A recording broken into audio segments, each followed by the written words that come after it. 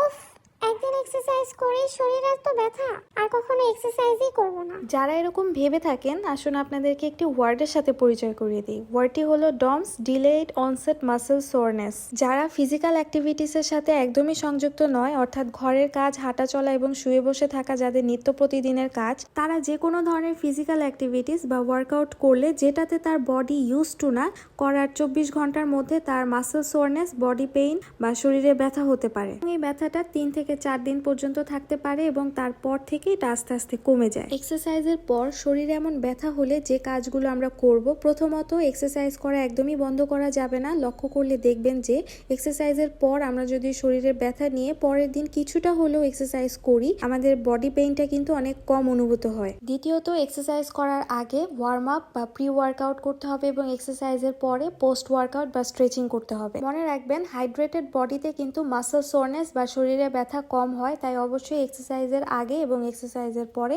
প্রচুর পরিমাণে পানি পান করবেন। এর পাশাপাশি আপনারা ব্যথাযুক্ত স্থানে হাত দিয়ে মাসাজ করবেন। সবশেষে পর্যাপ্ত পরিমাণে ঘুমাবেন। ঘুমের মধ্যেই কিন্তু আমাদের মাসল রিকভারি হয়ে মাসল সোরনেসটাকে কমিয়ে ফেলে।